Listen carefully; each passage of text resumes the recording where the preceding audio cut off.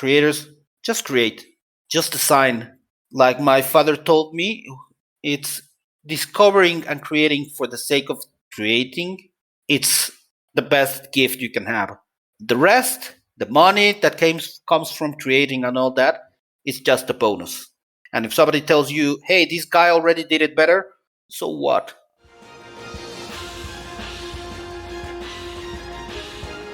My name is Brock, and this is the Dungeon Master's Toolkit podcast.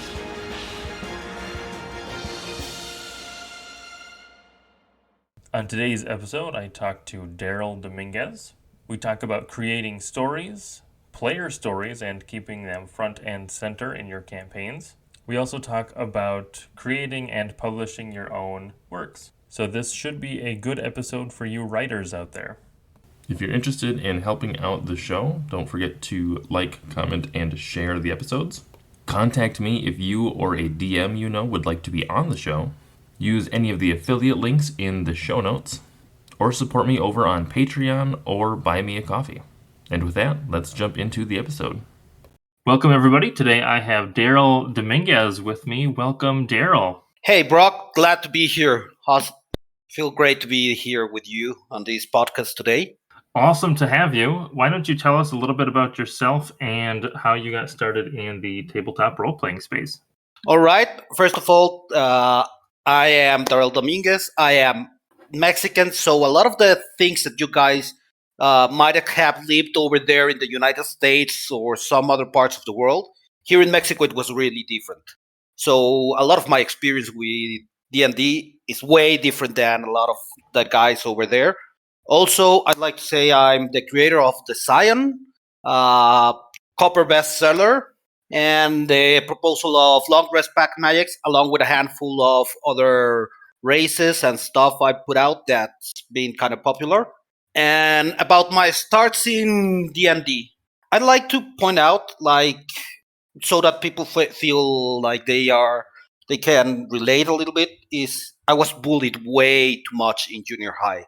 I could be, you could say I'm the type of guy that felt really bad, several serious depression in that time of my life, high school and junior high, because of that. And a friend of mine showed up and said, "Hey, dude, I see you like fantasy. Would you like to play this weird game?" I was like, "Sure." We skipped the whole day of class. We didn't go to school that day, and played in a homebrewed version of D&D. I didn't know what the hell I was playing. I was just throwing dice and doing weird things, and I was like, "Oh, I want to play a knight that's looking for his princess." And you can imagine every typical stereotypical fighter. That's the typical guy that you can think of, basic, like they call fireman. So I was there. I loved it. Great time I spent with those guys playing that game. Then it kind of broke off because life happens, and I got presented to a really, really, really good game. I'm one of the best games ever that I played. It was Baldur's Gate 2. Now, I'm talking this back in 98. So you guys can imagine I'm fairly old. With second edition rules and all that stuff, I started playing that, and I love the story. In that game, you play as the Ballspawn, and you can see there the epicness of the level of a story and everything. I was so hooked like a drug on that. My mom saw that I was hooked on that kind of fantasy stories and all.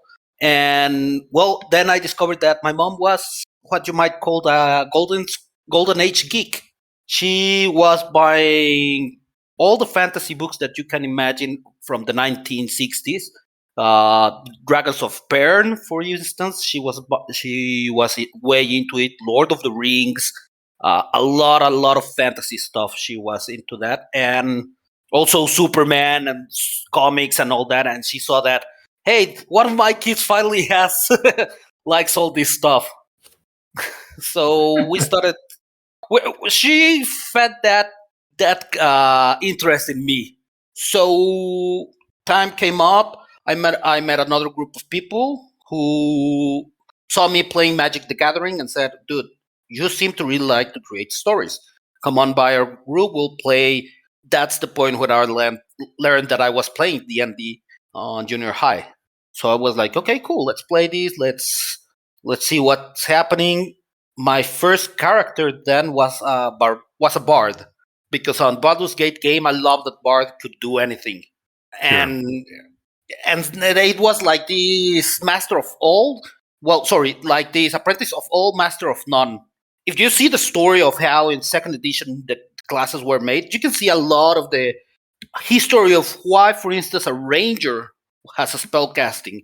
For instance, why the bard has to gain proficiency with everything, and sort of that. And you start seeing all that story when you play those old versions of the game, and from there on, I got into Vampire the Masquerade, Call of Cthulhu, Cult. I got into Shadowrun, Cyberpunk 2020. Most of the also GURPS. Yeah, I'm also I was way into GURPS, so I know a lot of that. And yeah, a lot of things that from those old school days. I stopped playing around.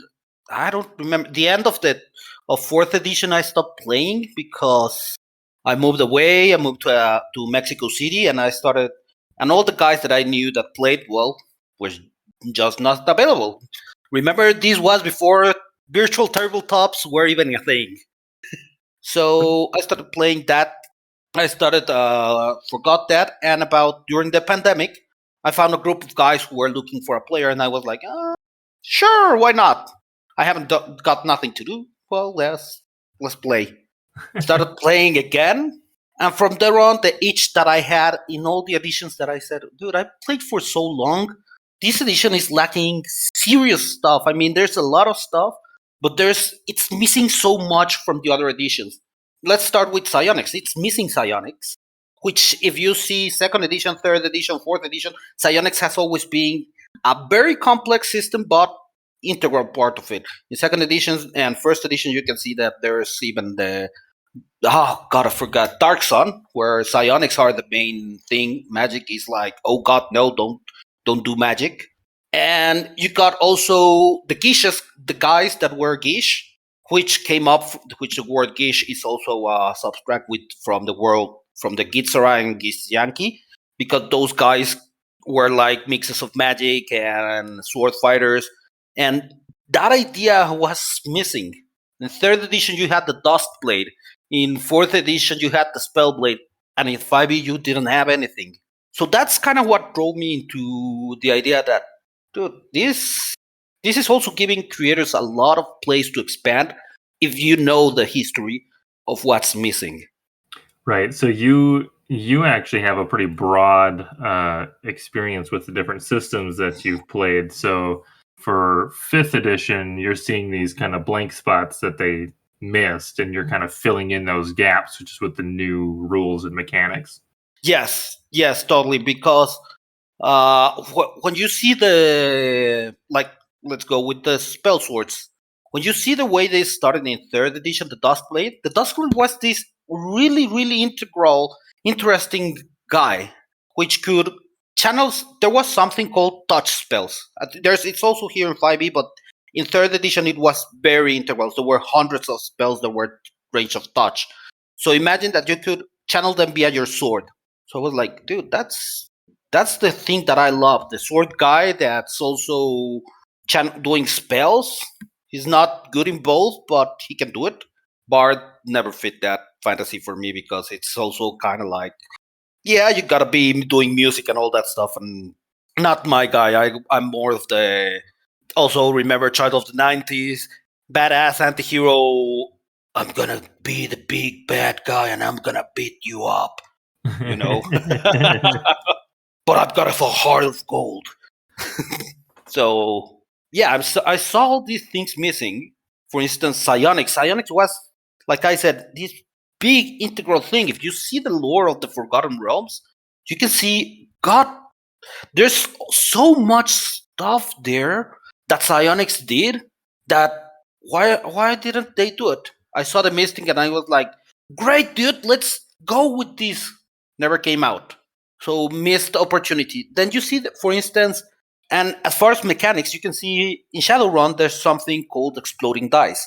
You got everything is a d6 in Shadowrun. So you throw the dice, and if you land, I believe, a 6, you can grab that die, roll it again, and add that other. If it's a success, add it as another success to the roll. Add if it landed as a 6, roll it again, and so on and so on. Explaining how can a bullet turn from a simple gunshot to a scrape to a deadly bullet. So those kind of things I've seen it, and I was like, okay, we're missing these parts. These are great in Vampire the Masquerade. The use of blood magic, of blood potency, and all that. You saw it, and God, the stories. I've always been focused on the story mostly, because if you see the lore, for instance, in the World of Darkness, it's so beautifully done. At least the old school. The new things I haven't read it, but the old stuff was really beautiful because you had the way they explained how each clan worked with the other. They how they saw each other, how everybody was trying to backstab the other guy because they wanted to be on top. And then you saw the guys and then you saw that if you read Werewolf, you saw that how the werewolves were in the war with the vampires and why and everything. Then you had the hunters, with the hunters were like everybody's against everybody. Why we have to fight against these guys? Everything was so beautifully connected. Everything was so elegant at this level of lore that it was missing that I've been seeing in the modern RPGs. A lot of that is missing. You can see third edition. We have a whole freaking book dedicated to spells. A whole book, 200 and something pages dedicated to spells. You had the Rules Compendium, which was a collection of spells. We had another book called Magic of Incarnum, which was this sort of smoky thing that you could create objects from and place them in your body, give you more power. You have also the books that were like, which one? God, I've forgotten. The Book of the Nine Swords, where if you read that, you can understand 4th edition and you can understand the fighter.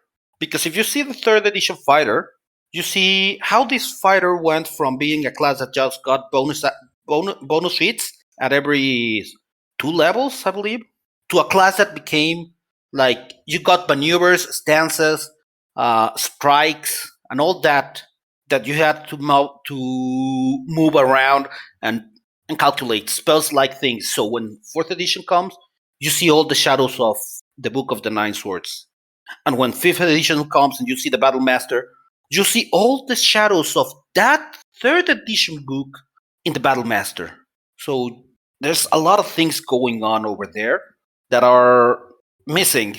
And if you read a little bit of the history of, let's not just say of TTRPGs, of D&D, you can see how much stuff, how rich the world is.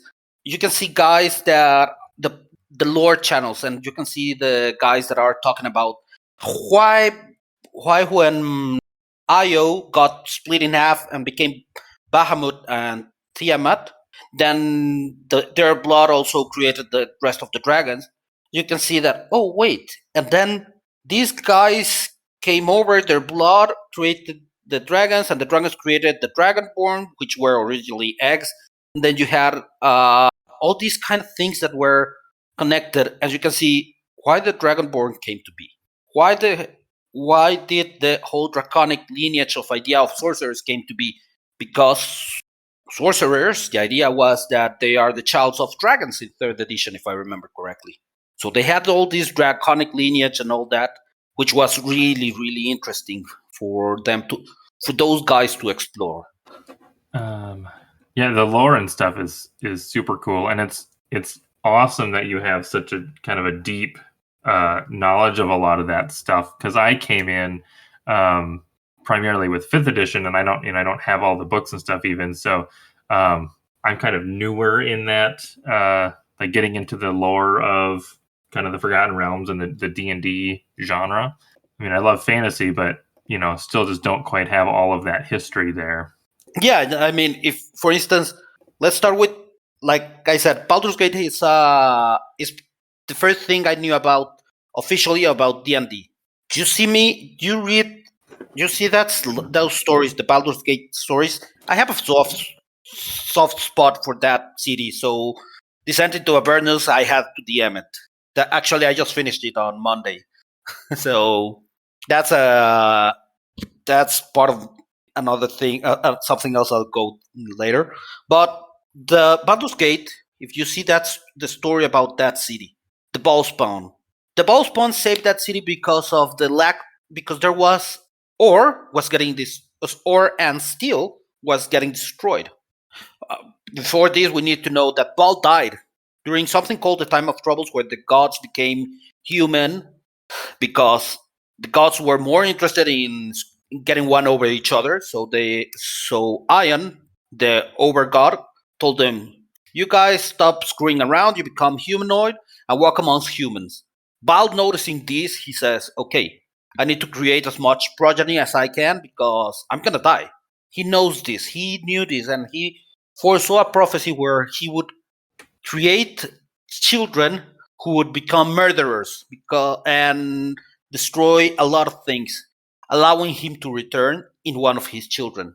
So the ball spawn, it's the story of the ball spawn is all about, hey, this or thing is this still thing is happening. There's problems here. There's and in the background you start hearing about the excessive war there is. There people are killing each other and because of everything.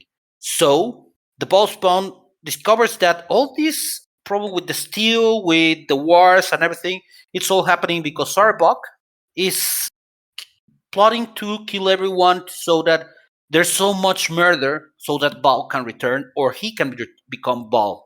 Then it turns out that Ballspawn is that you are the child of Ball also. So all this goes on in the story, and as you can see, all that story linger on from second edition, third edition. You can see how that huge story of a video game came forward to show us how Baldur's Gate is the city of adventure of evil that's marked by the spirit of Baal. You see in the book of Descent into Avernus, you see it, and it's just this small thing that talks about, hey, yeah, there's the cult of the dead three, and you can be like, and who are the dead three? You have to then go on Wikipedia and all that stuff, and look up on YouTube and all those channels to get all this big picture information, which is something that if you want to create or play in the Forgotten Realms, you gotta read all that stuff. Just because there's so many stories that you can tell that are about connecting all those dots. So you said you just finished DMing Descent into Avernus? Yeah. So yeah, I was just gonna say. So since you are very story focused, so I'm just kind of curious how what your style is for running those games and kind of what other things you focus on. First of all, I focus on giving most of my players all started in 5e, so the information and lore I got, they don't have it.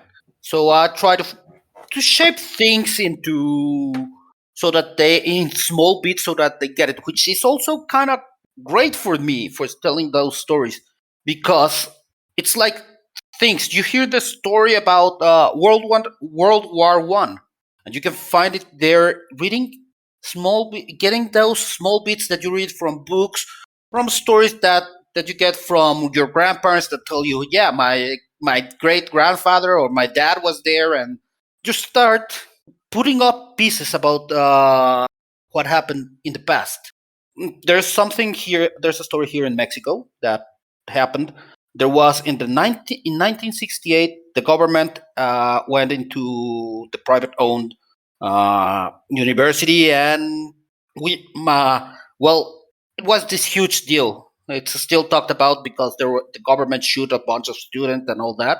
But when most of the guys that I went to school with, their parents didn't know anything about that. They just what they saw on their grandfathers tell them and stuff like that. My parents, since they are old, they were in that and they told me the story of what happened there.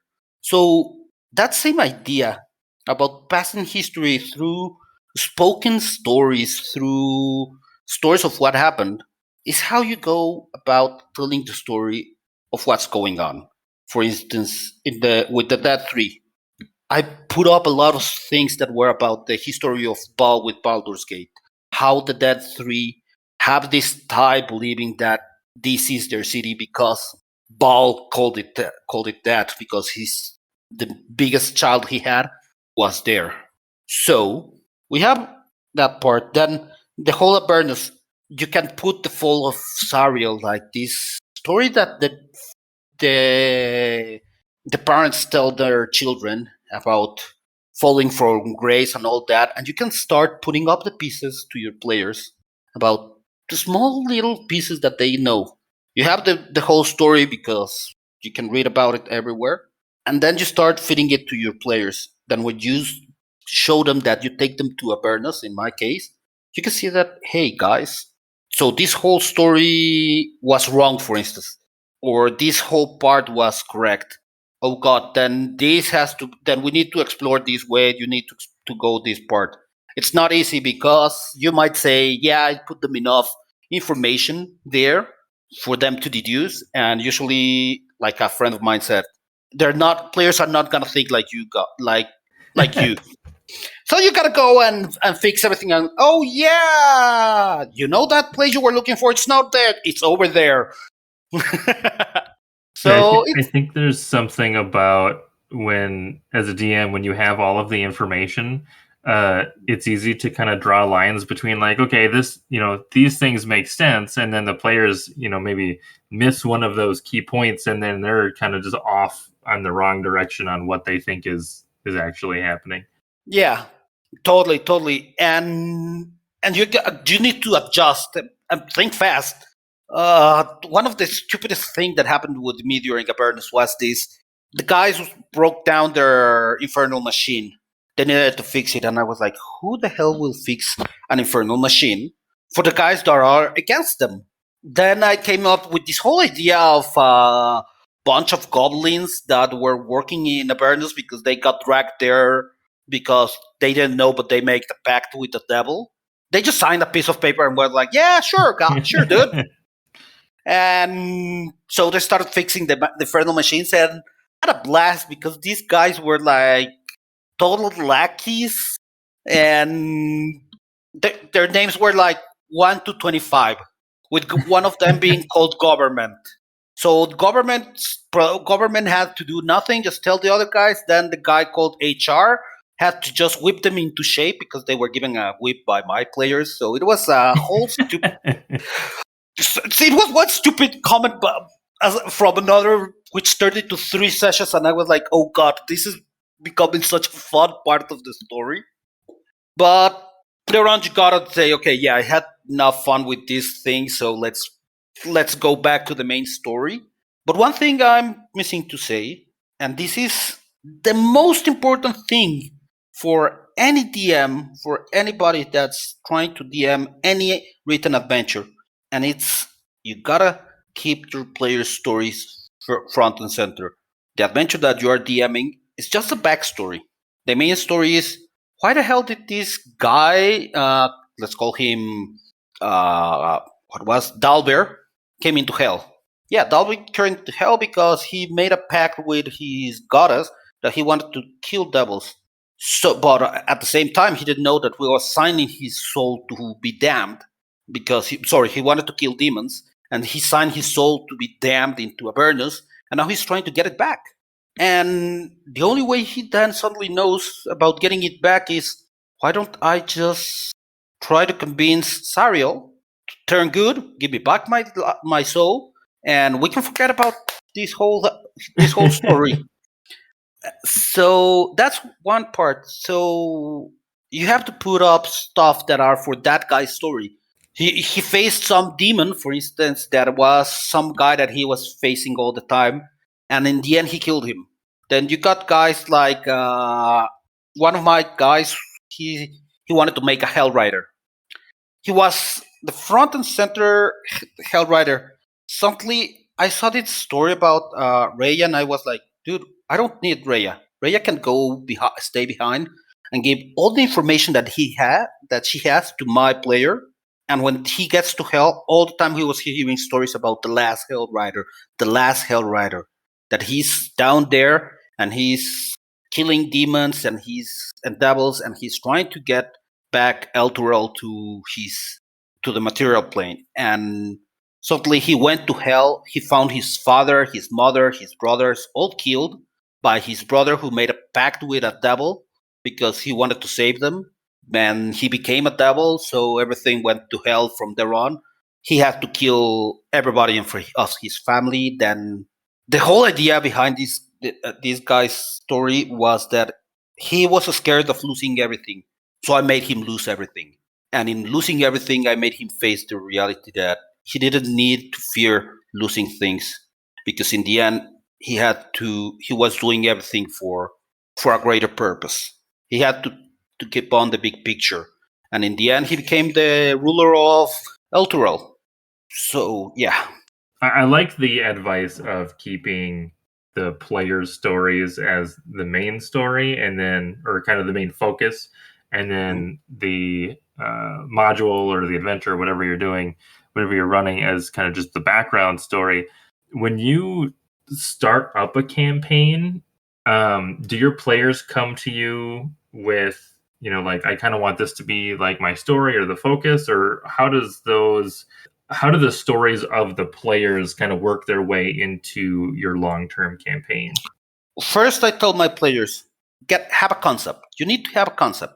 What do you want to be? You want to be a holy man. Okay, let's play a holy man. Okay, you want to be a demon hunter. Let's go with the demon hunter trope. Have a concept that's it's a short phrase. You want to have a short phrase.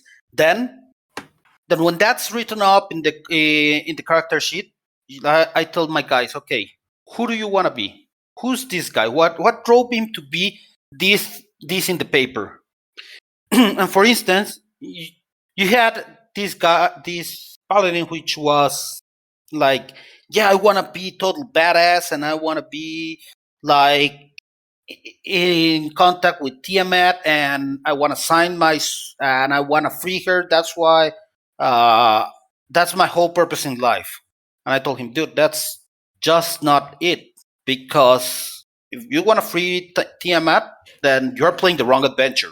That's that's the Horde of the Dragon Queen and Rise of Tiamat. Think of something else. And he was like, okay, let me be a trained cultist. I want to be a cultist. Okay, let's go from there. And why is he a cultist?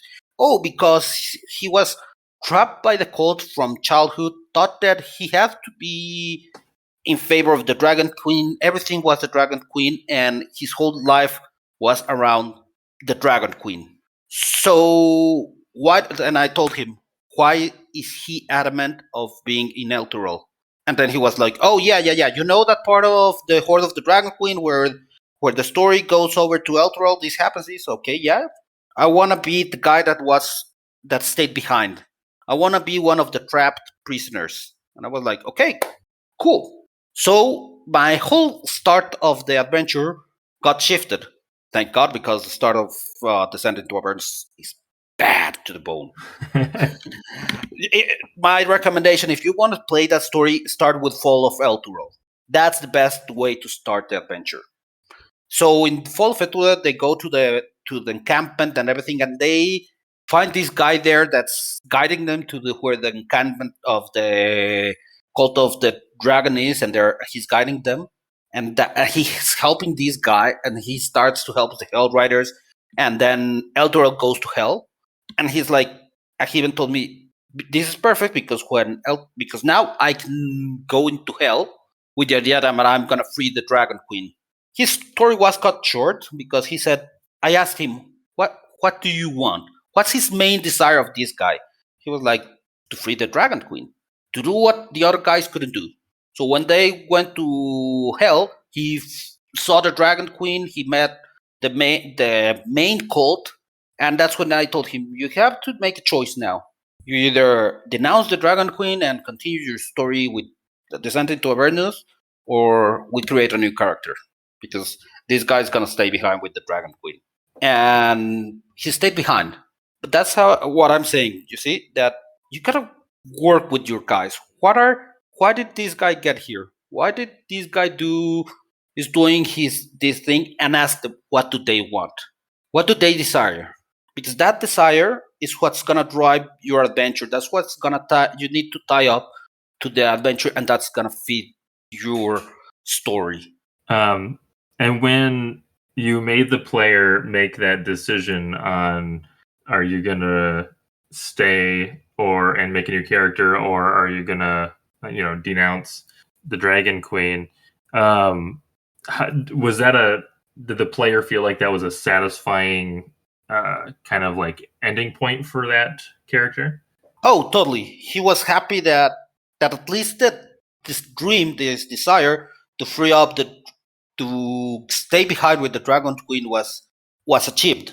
I even gave him a small what's gonna happen later because I'm right around the time that this happened. A little bit later, the whole Doom Forgotten Realms books came out, and when I like, yeah, your guy's gonna do that, you know. And you hold this whole story, yeah, that whole story that your guy freed up, it's gonna happen in my Forgotten Realms. He was so happy that turned out that way because he wanted to free up. So yeah, he was happy. It's a good payoff at a later time to have accomplished your goal. Yeah, and you know the next adventure that we play in the Forgotten Realms, it's gonna be have to do with they need to face this guy now, and he knows it. He knows that his next character is gonna have to face the consequences of freeing the Dragon Queen. That would be a really just a really fun holdover as a looking at it as a character to just have that knowledge going into a new campaign. Totally. That's really cool. I don't hear. It's hard to say. I don't always hear about like holdover stuff, and a lot of times people they'll either continue kind of one campaign on for like ever, or they'll do completely different campaigns, and sometimes there's not always a lot of the doing the campaign in the same area just at a different time, and having the intermingling of characters and stuff. So that's really cool. And that's part of the teachings that my mother gave me about fantasy.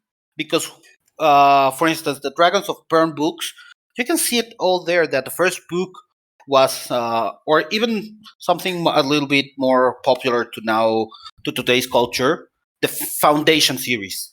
I think that's a better idea. Because the Foundation series, you get the first book that's self-contained story about a certain era. You get the second book that's a self-contained story about the same place, the Foundation, with another set of characters who you need to know. So and so forth. You get all that. So in my point of view, an adventure needs to if you want to play an adventure and have your players feel satisfied, it's always great to visit the old guys, but not visit them like making it the main focus, Make it so that, hey, you know what your character did here? That small detail that he did in the first adventure, yeah, now it's paid off and it turned the huge ball that now is destroying a whole town. But wait, how? Because you did it wrong. And stuff like that, it's always fun to do. I also agree with that the main focus thing because there's a couple of movies that I've watched where the old characters seem like they are the main focus, and it really should be on the new and upcoming characters. But yeah, I mean, if you see the old Matrix, the new Matrix movie should have been. I could go on for on this topic about about it, but the main idea is you see the Matrix. It should be a passing of the torch. You see, you see the Star Wars movie, the third trilogy. It should have been passing of the torch to the new guys, to the new generation, to Rey and everything. Do not. It was great, and I think that was the best thing that Harrison Ford could have asked for. He said, "I'm coming back from one more film, but I want to die." Great.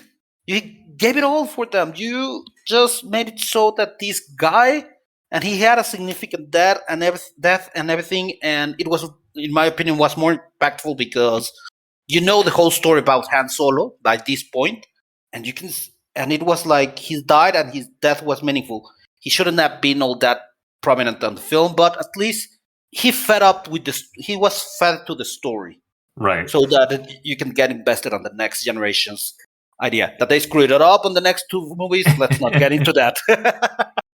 Yep, and that's exactly the series I was thinking of too. So Yeah.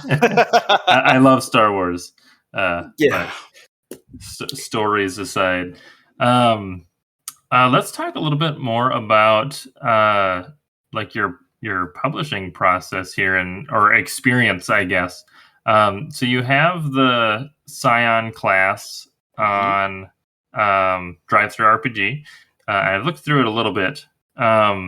How long did it take you to put this all together? Oh God, it's been a long series of iterations. The first post was around. You can find it over there in Reddit. It's the Scion. It was posted over there. No, sorry. I'm starting to remember because the start of 2021. I posted it. I worked on it because, first of all, like I said, I love geishas. I love the idea of magic swords, or spell swords. So to create anything, be it a race, a subclass, a class, or an adventure, it starts with an idea. It doesn't, and like the movie Finding Forrester said, it doesn't need to start with a totally original idea. Doesn't matter if 500 other guys came up with the same idea, or if, let's say, Hemingway came up with an idea about a man fighting a whale. You can say, cool, I want to do that, but I want to give it my own personal twist. Doesn't matter. Doesn't matter that. Please, to anyone that's starting, doesn't just come up with your fantasy and your own twist. And if everybody tells you, yeah, that guy made it better than you, doesn't matter, because to create, that's the main point.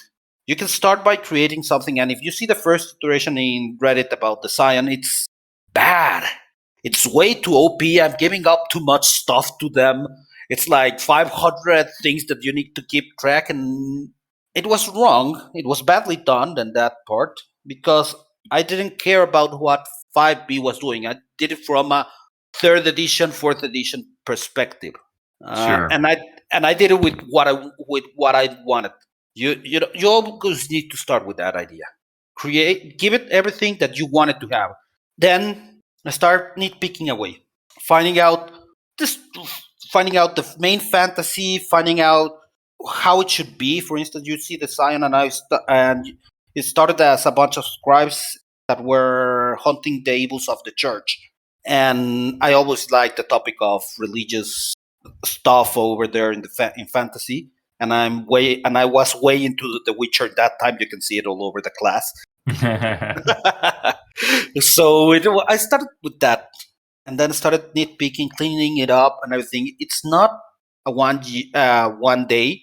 It's not a 2 months. It's a long process to get a class.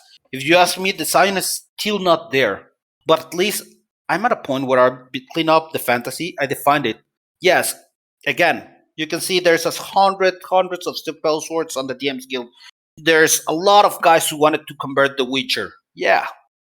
What's your unique take? Make it your own. Give it a series of things that you say, yeah, this is what I'm making it unique for. For instance, you can see the Divine Censure, which is the main focus of the main offensive feature of the Scion. It's based on the fourth edition Avenger, and it's those type of things which you need to say, which I'm not afraid to say. Yeah, I'm not an original, very original creator, but at least I've nitpicked everything. You need to polish it off, have a good through, have a good idea, have people see it. Not only your friends, but people who you know are objective. Who you can say, dude, I made this. Please give me a God to honest critique about it, and do not feel attacked. That's the main part. See through the style people are saying it, and go forth with the creation aspect. Start cleaning it. See what they're saying. For instance, if somebody tells you, "Yeah, that's not original," okay, why it's not original? Because this is the same mechanic done by XYZ creator. You can say, okay, what's he telling me? He's telling me that I need to think something different. I need to change this. Okay, change that a little bit. Come up with another idea, another inspiration. And there's a great guy that you can check out for ideas of the whole design process. YouTube channel dedicated for that, which great guy. I, honest to God, think he's one of the best minds of for designing. Indestructible Boy, Taron Pounds. He's has one of the best minds to create. So most of his streams are master classes of how to do class design. So you need to see how the whole process is. And for instance, he says you need to think of the mechanics and have a fantasy that is unique, that you don't have to, that it's not replicable with any other class, and that's totally true. And that's why, for instance, if you see the Scion, which was this kind of weird thing, which I didn't have a full idea of what it was in the second version. In the third version, you can see it completely. Like I went in a whole other direction and said, okay, I'm gonna go with the idea of this guy's not a paladin. He's not this. He's like the guy that walks the gray line between I'm good and I'm evil at the same time, and I don't care. So yeah, that's the main idea behind creating for that one. Then then I went over to create other stuff like the long rest pack magic was an experiment for the Scion. I wasn't glad with the idea of half packed magic that I had created originally. So I started playing around with math, looking at spell points, and noticed a pattern that you could convert the spell points into spell slots. Spell points get refreshed at long rest, so spell points could be refreshed with spell points converted into spell slots could be refreshed at long rest, removing the need for short rest refresh and exploring that mechanic that they have in pack magic. And all that question led me to create this. Then, for instance, when you saw the races, the spell touch came out as the worst idea ever. A friend of mine wanted to play. He said, "I want to be the child of Mistra in a short adventure." I was like, "What?" "Yeah, I want to be the child of Mistra." And how would you go around to do a child of Mistra, Brock? I'm not even sure. Exactly what I told him. Give me 2 weeks at least to think something. We came up with the idea of how this guy came up to be, and if Mistra is the goddess of the weave, she needs to be able to give their child magic, innate magic, not sorcery. So this whole idea came up to me like, yeah, okay, let's go to this guy. Jesus, hell, Christ, what? This guy's gonna be OP. No, let's keep this. Let's put this thing in, calculate balance, detect the balance of everything, and then you go to the place that you go, that you say, let's play test this to death. And again, you gave an objective mind and feedback, because playtest is not going to tell you all the time it's all things balanced. Because if you are like my guys whole objective is making overpowered stuff and making 50 points of damage per attack in level 1. Sorry, level 6, and you're like, oh god, no. So you gotta throw that idea. But playtest is most around the do I like it? For all the other things of balance, there's math. Yeah. If you ever thought that math wasn't useful, guess what? So yeah, we tested that part and it came out really great. Then for another short story, another player came out to me and said, "I want to play a plant." And I was like, "Why the hell don't I have regular players that want to play like? Yeah, I want to play a human." So that one we changed a bit with the Eladrin. Then I went like, I can do this. I totally can do this. and the Timberfolk was born from that idea. We changed his whole character to the Timberfolk, and he loved it. Original version was vulnerable to fire, and he was like, "Can we make that wearing awareness?" So I don't want to be scared of fire, so I removed that from the whole from the whole race.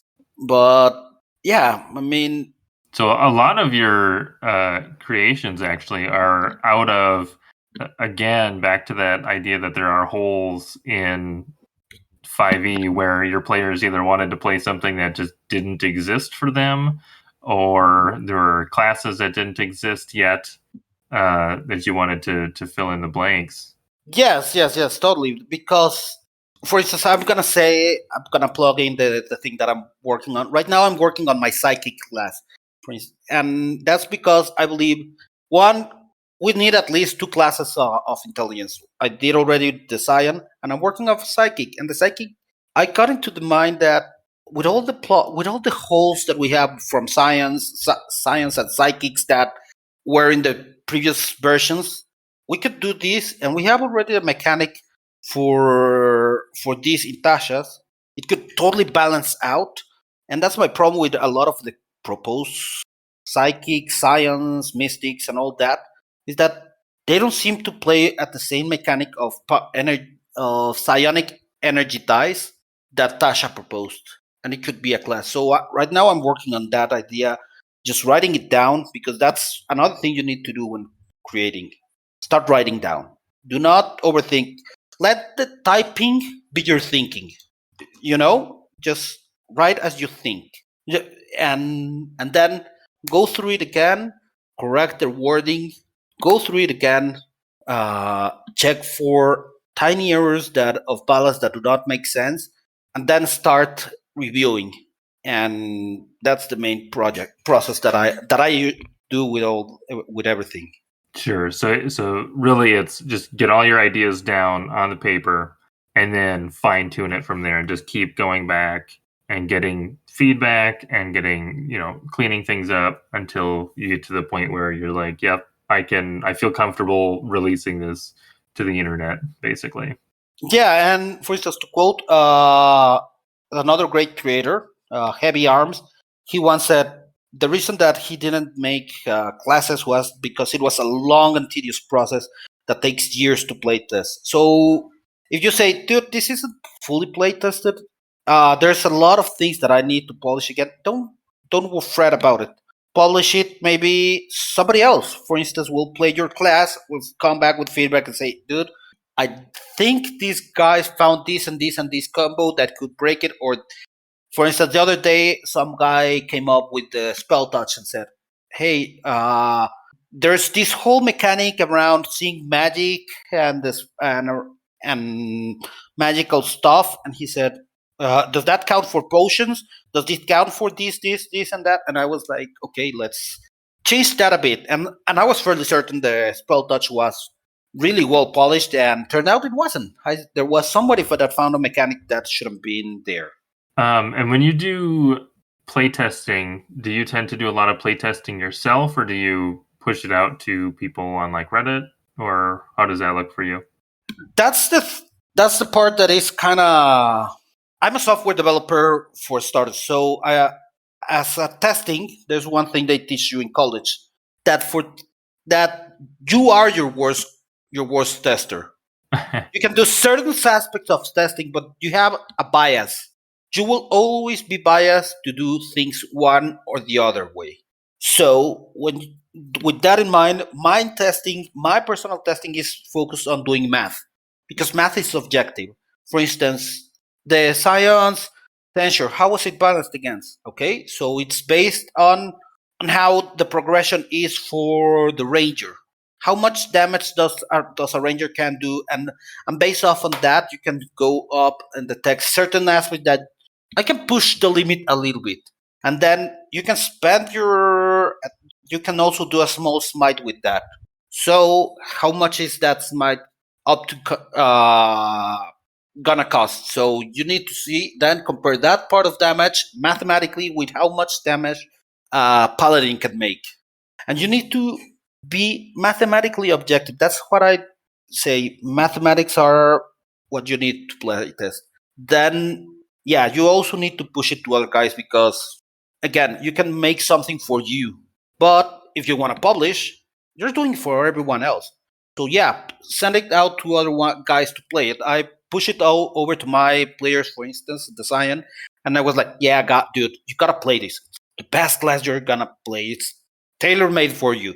It wasn't. It was made for me, but who cares, right?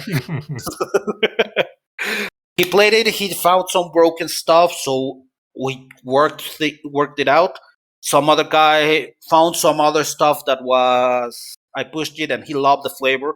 For instance, he loved the Sea Eater flavor. That was his favorite because that subclass is all about self-sacrifice. Sacrifice your hit die. Sacrifice your not in the way of a blood hunter, but you know that idea of you are the guy that's supposed to get hit, and the more you get hit, the greater you are with your attacks. So this whole process went on like that for them. I'm a software developer as well, and given if you give a user two options, they'll find a third. So yeah. Yeah, then you know what I'm saying. What I'm saying that you usually gotta think what nobody's thinking and put your exceptions, your try catch exceptions somewhere that you know it's not gonna fail, and still the user is gonna find a way that's gonna make it fail. So when you do like the layout and stuff for these, so getting a little bit technical, I guess. Yeah. What software do you use to make the PDFs? Since I'm a software developer, I know my way around CSS. So I use GM Binder and the home brewery. One thing I must say about that is is that a great importance for creators is that the idea that we shop with our eyes. What does that mean? When you go through through the mall, you don't shop at a store because well, yeah, you do shop later on because of prices. But the first thing you do is you look somewhere that says, "Oh, those clothes are pretty. I want to see what else they got." And then you start seeing what you like, and then you start choosing by prices. It's always important to know that everybody shops with their eyes. So you gotta be important, very knowledgeable about how to piece together a good design and everything. Have a good eye for art. And how do you get that? Oh, it's easy, simple.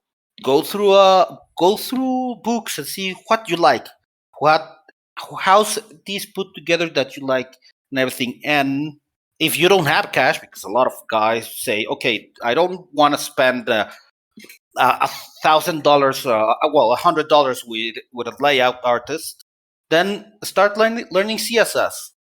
Places like the Home Brewery and GM Binder give you a lot of options to apply CSS there. So you gotta be very detailed of what you got, what you do, and all that, what you put there. You can edit it and modify it the way you want. And then there's guys like Nathaniel Rocks that put up their design layouts over there in the DMs Guild, and you can download them from there and use them. Those art packs that have great sheets, great stuff. You can get art from Dean Spencer if you want. Yeah, you gotta spend money on that, but you can. It's only $3-4 at the most, and then you can spend a little bit of, or you can go with the DMs Guild and get their DMs resources, but you gotta edit them a little bit. So you gotta know your way around CSS. You gotta know your way around Photoshop or any other free software that allows you to edit pictures, and a vector imaging software. So you need to start doing that. And how do you start doing that? Again, find what you like. Grab the DM's guide, the Sanatar or Tasha's, and see the stuff that nobody sees, like the pages. You see that Sanatars and all the pages have small stuff. and at the top of the pictures that of the page that you go like, okay, yeah, there's a small pattern there, and in the middle it's all white. Why? Because you gotta see white makes black contrast very a lot, so it looks cleaner, it looks better, and it looks beautiful. So do you can see all those small details, the type of letter, how does it look? Does it look cool? What type of letters is doing? You need to start getting all those abilities by looking at what you like. I think those are some great tips for creators. Before we wrap up, one more thing I want to say. There's marketing. I want to touch on a little bit on marketing quickly. Guys, it's hard to put yourself out there. One small thing, when you put something out, remember it's on the newest releases on the DMs Guild. Or if you release there, which I recommend if you're starting, because it's where you get noticed the most. Or if you got a YouTube channel, you can try to put up your own store. But I recommend DMs Guild. Put your stuff there. Start poking around on there while it's last, and that'll get your sales up. But once that's done, remember every Saturday is self-promo Friday. Put up your stuff there so people can see it, help others out, promote their stuff, see everything that you like, what you don't like, and give feedback to all that if you see it. And if not, well, say why you don't like it to the creator objectively and without fear of getting backlash. Another thing is there's also work in progress Wednesday. Twitter is a great idea to get the word out. So start talking with other creators, start talking about them, join their Discord, join everything, and start talking about yourself. I know some people find it hard, but it's not that bad, especially if you do it in good faith and with a little bit of humble heart. One other thing, again, I'm gonna say check out all the other creators that there's over there. For instance, check out Indestructible Boys YouTube channel if you want to get into design. It's a must see for that part. Also, if you want to get from the player side of creation and how you can do different things with a lot of already contained ideas, Dungeoneer Spec is also a channel that can feed you up a lot of that. He has a lot of idea of how you can grab a simple magic card and turn it into a whole different idea with the current system. But yeah, that's mostly what I wanted to say before closing. Darel, why don't you tell us where we can find you at online? Okay, yes, I'm on Twitter most of the time. Most of stuff I put up for DMD, it's over on Twitter. You can find me there at the Darel Dom. On Twitter, you can find me up at the DMs Guild as Darel Dominguez. There's all my stuff there. You can find me up on Instagram, but my Instagram is fairly dead, I could say. Again, as the Darel Dom. And yeah. Oh, also, I'm one of those old guys that are on Facebook, but most of it are Mexican stuff, Spanish speaking there. So yeah, if you want to follow, if you don't mind a sarcastic guy that polishes all in Spanish in Facebook, I'm there also as Darel Dominguez. Awesome. Well, Darel, it was awesome having you on. No, thank you, Brock, for having me. And guys, final words, creators, just create, just design. Like my father told me, it's discovering and creating for the sake of creating. It's the best gift you can have. The rest, the money that comes from creating and all that, is just a bonus. And if somebody tells you, hey, this guy already did it better, so what?